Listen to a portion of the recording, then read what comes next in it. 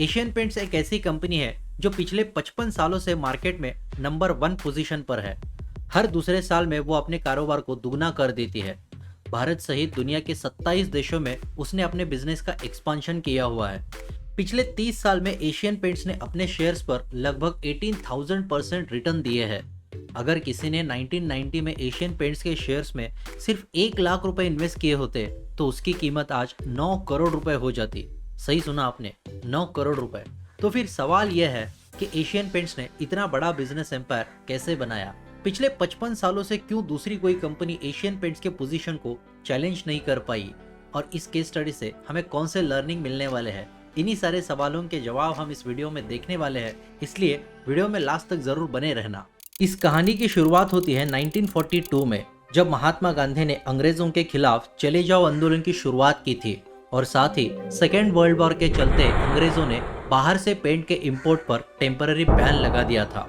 उन दिनों शालीमार पेंट्स नाम की एक ही भारतीय कंपनी पेंट सेगमेंट में काम कर रही थी और इंपोर्ट्स के बैन के चलते इसी अवसर का लाभ उठाते हुए चंपकलाल चौकसी, चिमनलाल चौकसी, सूर्यकांत दानी और अरविंद वकील नाम के इन 4 दोस्तों ने मुंबई के गिरगांव में एक नई पेंट कंपनी की स्थापना की। नाम के बारे में सोचते हुए उन्होंने टेलीफोन डायरेक्टरी खोली और उन्हें एशियन ये नाम बहुत पसंद आया। उन्होंने इस सपने के साथ एशियन पेंट्स का नाम चुना कि एक दिन उनकी कंपनी एशिया कॉन्टिनेंट इतनी बड़ी हो जाएगी। आज 80 साल बाद ये कंपनी वास्तव में एशिया कॉन्टिनेंट इतनी बड़ी हो चुकी है। पूरे एशिया में एशियन पेंट्स का तीसरा नंबर लगता है तो अपने इंडिया में एशियन पेंट्स का पहला नंबर आता है। इसलिए कहते हैं ना, think big, dream big. Champaklal चौकसी एक अच्छे मार्केट रिसर्चर थे। मार्केट में किस फील्ड में किस पेंट की ज्यादा डिमांड है, इन तरह के सवालों के जवाब ढूंढने में वो बहुत समय बिताते थे। उस समय केवल 2 सेगमेंट्स में ही पेंट का बहुत इस्तेमाल किया जाता था, इंडस्ट्रियल सेगमेंट और दूसरा डेकोरेटिव सेगमेंट। इंडस्ट्रियल सेगमेंट जिसमें बड़ी फैक्ट्रीज और कमर्शियल प्रोजेक्ट्स आती थी, और दूसरा डेकोरेटिव सेगमेंट जहां लोग अपने घरों के दीवार को पेंट करते थे। शुरुआती दिनों में चंपकलाल चौकसी एक नए खिलाड़ी होने की वजह से शहर के बड़े डिस्ट्रीब्यूटर ने उनका माल बेचने से इनकार कर दिया। इसलिए उन्होंने अपना सारा फोकस रूरल एरिया पर दे दिया। उन्होंने महाराष्ट्र के तत्कालीन सांगली शहर में अपना पहला डिस्ट्रीब्यूटर चुना। गरीबी के कारण उन दिनों लोग अपने पूरे घर को रंग नहीं दे सकते थे, लेकिन कोई भी व्यक्ति कितना भी गरीब क्यों न हो, वो अपने घर के चौखट और दरवाजे को तो जरूर पेंट देता, क्योंकि उस वक्त दरवाजे को लक्ष्मी मानने की प्रथा थी और गरीब से गरीब किसान भी बैल पोला और ओणम जैसे त्योहारों के दौरान अपने बैलों के सींगों को रंग देता था। चंपकलाल चौकसी ने यह जल्दी महसूस किया कि बड़े शहरों में उन्हें ज्यादा स्कोप नहीं है और इसलिए गांव की तरफ अपनी किस्मत आजमाने के लिए वो निकल पड़े। गरीब और मध्यम वर्ग के लोगों की इस जरूरत को पूरा करने के लिए उन्होंने बहुत अच्छी क्वालिटी की और कम क्वांटिटी में आसानी से उपलब्ध होने वाले कई तरह के पेंट बनाए। उन्हें गांव-गांव जाकर बेचना शुरू भी कर दिया। जल्दी उनकी ये आइडिया काम कर गई। रूरल एरिया से उनके पेंट की भारी डिमांड आने लगी। लाल, सफेद, नीला, हरा और पीला, इन बेसिक 5 पेंट्स को बेचकर कंपनी ने पहले 10 साल में 23 लाख रुपए कमाए थे। अब ये बात तो साफ है कि कोई भी कंपनी सिर्फ बुल हॉर्न पेंट बेचने से इतनी बड़ी नहीं हो सकती। तो एशियन पेंट इतनी बड़ी कंपनी कैसे बन गई? इसके पीछे कई सारे कारण हैं और सबसे मेन रीजन है इनोवेशन। 1950 के दशक में चौकसी ने देखा कि मार्केट में 2 मेन प्रोडक्ट्स थे। एक था ड्राई डिस्टेम्पर, जो बहुत सस्ता था लेकिन उसकी पपड़ी निकल आती, उसका रंग कपड़ों से चिपक जाता और उससे बहुत बदबू भी आती थी। दूसरा प्रोडक्ट था प्लास्टिक इमल्शन, जिसमें इनमें से कोई भी समस्या नहीं थी, लेकिन ये पेंट 5 गुना अधिक महंगा था, इसलिए आम लोग इसे अफोर्ड नहीं कर सकते थे।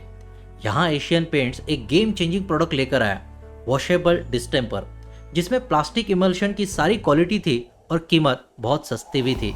उसके बाद उन्होंने बहुत ही स्मार्ट मार्केटिंग कर लोगों में इसके बारे में अवेयरनेस लाना शुरू कर दिया। Don't lose your temper, use tractor distemper. ये उनकी टैगलाइन इतनी स्मार्ट थी कि धीरे धीरे सेल्स बढ़ने लगी और कंपनी अच्छी ग्रोथ दिखाने लगी।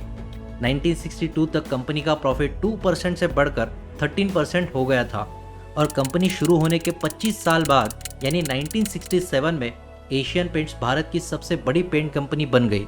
और सबसे इंटरेस्टिंग बात यह है कि पिछले 55 साल से कंपनी ने अपनी इस पोजीशन को बरकरार रखा है। दूसरा कारण है स्ट्रॉन्ग डिस्ट्रीब्यूशन नेटवर्क। उस समय डिस्ट्रीब्यूटर्स को आमतौर पर 180 दिनों का क्रेडिट पीरियड मिलता था, मतलब कंपनियां दुकानदार को माल बेचने के बाद 6 महीने तक पैसा देने की मोहलत देती थी। एशियन पेंट्स ने इस क्रेडिट पीरियड को 6 महीने से बढ़ाकर 1 साल कर दिया। इसी के चलते बाजार में एशियन पेंट्स के डिस्ट्रीब्यूटर्स की संख्या काफी हद तक बढ़ गई और इसने नए कॉम्पिटिटर्स के लिए एंट्री बैरियर पैदा कर दी। तीसरा कारण है टेक्नोलॉजिकल इनोवेशन। 1970 में 8 करोड़ रुपए देकर भारत का पहला सुपर कंप्यूटर खरीदा था। ताज्जुब की बात यह है कि एशियन पेंट्स के पास इसरो से 10 साल पहले, आईआईटी पवई से 10 साल पहले और भारत में दूसरे किसी भी कॉरपोरेट कंपनी से 21 साल पहले सुपर कंप्यूटर था। मार्केट में पेंट की डिमांड और सप्लाई चेन को प्रॉपर तरीके से मैनेज करने के लिए एशियन पेंट्स अपने सुपर कंप्यूटर के मेन फ्रेम का इस्तेमाल करने लगी। 1970 के दशक में उन्होंने कंप्यूटर जनरेटेड बिलिंग करना शुरू किया और अपने ट्रकों की मूवमेंट्स को ट्रैक करने के लिए जीपीएस का भी उपयोग करना उन्होंने शुरू कर दिया था। और इन सबका परिणाम यह हुआ कि 1980 में उनका जो भांडुप का प्लांट था वहां 1600 लोग काम करते थे। उतनी ही कैपेसिटी का अंकलेश्वर का नेक्स्ट प्लांट वो सिर्फ 250 लोगों के साथ मैनेज करने लगे और 1985 तक वही काम वो 100 लोगों के साथ मैनेज करने लगे। अपनी इफिशियंसी को इस कदर बढ़ाने के पीछे उनका टेक्नोलॉजिकल इनोवेशन ही मेन रीजन था। इन सभी इंप्रूवमेंट्स के कारण 1970 के दशक से ही एशियन पेंट्स ने डिस्ट्रीब्यूटर और होलसेलर जैसे मिडलमैन एजेंट्स को अपने सप्लाई चेन सिस्टम से डिलीट कर दिया और वो खुद ही रिटेलर्स को डायरेक्ट पेंट की सप्लाई करने लगे। लेकिन एशियन पेंट्स ने अपना सिस्टम इतना मजबूत कर दिया कि उनके ट्रक्स हर रिटेलर को दिन में 4 बार डिलीवरी कर सकते हैं। इसलिए आज एशियन पेंट बिना किसी चैनल पार्टनर के 70,000 से भी ज्यादा रिटेलर तक पहुंच गया है। रिसर्च और इनोवेशन के इंपॉर्टेंस को ध्यान में रखते हुए एशियन पेंट्स ने मुंबई के तुर्भे में अपनी एक ग्रैंड लेबोरेटरी का निर्माण किया है जो 2 लाख स्क्वायर फीट इतने बड़े विशाल एरिया में फैला हुआ है। इस तरह की मॉडर्न लेबोरेटरी को एस्टैब्लिश करने वाली एशियन पेंट्स भारत की पहली कंपनी है। कंप्यूटर प्रोग्रामिंग का इस्तेमाल करके on the spot instant paint बनाने वाली टिंटिंग पेंट मशीन को पेंट इंडस्ट्री में बहुत महत्व है। आज नेरोलैक और बर्जर ने अपने डीलर नेटवर्क के माध्यम से 46,000 टिंटिंग मशीन्स को तैनात किया है, जबकि अकेले एशियन पेंट्स के पास 50,500 मशीन्स है। नेरोलैक का पर फैक्ट्री रेवेन्यू है 700 करोड़ रुपए, जबकि एशियन पेंट्स का पर फैक्ट्री रेवेन्यू है 1500 करोड़ रुपए। यही वजह है कि 2001 में एशियन पेंट्स के पास केवल 15,000 रिटेलर्स थे और 2018 में रिटेलर्स की संख्या बढ़कर 52,000 तक पहुंच गई थी। एशियन पेंट्स की ग्रोथ में उनकी मार्केटिंग टीम का भी बहुत बड़ा रोल है। 70 के दशक में आर.के. लक्ष्मण द्वारा तैयार किए गए एशियन पेंट का ये कार्टून एक घरेलू नाम बन गया था। उस समय कंपनी ने इस कैरेक्टर का नाम सुझाने के लिए जनता से सुझाव मांगे थे। लगभग 47,000 लोगों ने लेटर लिखकर अलग अलग नाम सुझाए थे, जिसमें से गट्टू ये नाम फाइनल किया गया और विनर को 500 रुपए का इनाम भी दिया गया। जब टीवी पर इनकी ये पहली एड दिखाई गई तब एशियन पेंट्स का लोगों के साथ एक अलग ही रिश्ता बन गया। हर खुशी में रंग लाइए ये कहते हुए किया गया ये इमोशनल एड हो या फिर वाह सुनील बाबू नया घर बढ़िया है ऐसे कहते हुए किया गया ये सटायर टाइप की एड हो या फिर दीपिका पादुकोण और रणबीर कपूर की ये नई एड हो, समय के साथ उन्होंने मार्केटिंग करना जारी रखा और आज सोशल मीडिया पर भी हर जगह उनकी अच्छी प्रेजेंस है और अच्छा खासा प्रमोशन भी है। एशियन पेंट्स ये कंपनी अब सिर्फ पेंट में ही सीमित नहीं है। पिछले कई सालों से इस तरह की कंपनियों को एक्वायर करके अब ये company modular kitchen, bath fitting, sanitary ware, home interior इन जैसे सेगमेंट में भी आ चुकी है। और यही वजह है कि एशियन पेंट्स के पूरे ग्रुप का रेवेन्यू अब सालाना 30,000 करोड़ रुपए तक पहुंच गया है।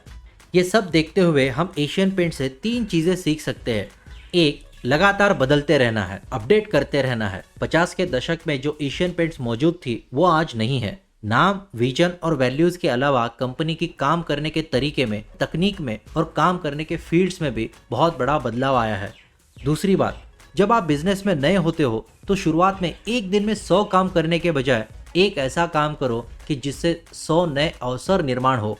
अपने पहले इन्वेंशन वॉशेबल डिस्टेम्पर के बाद एशियन पेंट्स के लिए कुछ ऐसी ही नई अपॉर्चुनिटीज पैदा हुई थी। और तीसरी बात यह है, पीपल फेल सिस्टम वर्क्स। अपने बिजनेस में ऐसी व्यवस्था बनाए, ऐसी सिस्टम बनाए जो एक पीढ़ी में बनाया गया बिजनेस अनेक पीढ़ियों तक बरकरार रहे। पूरे एशिया पर राज करने वाली इस सच्चे भारतीय पेंट की मतलब एशियन पेंट की ये कहानी आपको कैसे लगी ये नीचे कमेंट बॉक्स में कमेंट करके हमें जरूर बताएं। और अगर आपको ये वीडियो पसंद आए तो चैनल को लाइक करके सब्सक्राइब करना ना भूलें ताकि यूट्यूब बाबा हम पे खुश हो जाए और उनके जरिए ये वीडियो ज़्यादा से ज़्यादा पुश हो जाए। बहुत बहुत धन्यवाद।